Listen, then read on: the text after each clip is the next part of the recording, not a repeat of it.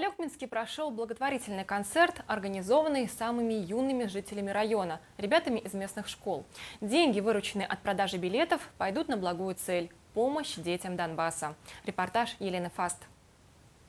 Полный аншлаг собрал концерт, подготовленный учениками школ. Деньги, вырученные от продажи билетов, направят в помощь детям Донбасса. Как справедливо заметил руководитель Альтаира, идея, конечно, не нова. Но разве не есть хорошо, что вопреки всем обвинениям поколения молодого в черствости, есть у них и тепло, и понимание, и щедрость душевная. Я когда смотрю выпуски новостей, меня очень сильно шокирует то, что происходит там, в Донбассе, в Луганске.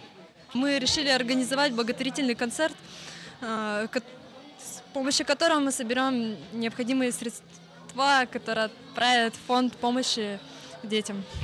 Неоценима и помощь взрослых, умеющих направить огромную энергию в нужном направлении. Валентина Иннокентьевна Чусовская начала теребить 11 класс. Ребята, что делается вот для детей Донбасса? И отряд пришел и говорит, надо дать благотворительный концерт, собрать деньги и так далее. Вот, собственно, и все. Билеты разлетелись на ура. Билеты вообще активно раскупают? Да, очень много. Да, даже в зале мест уже нету. Стоячие места уже занимают. Билетов мы 400 напечатали. Ну, собственно говоря, по 200 рублей. То есть 80 тысяч так примерно и собрали денег.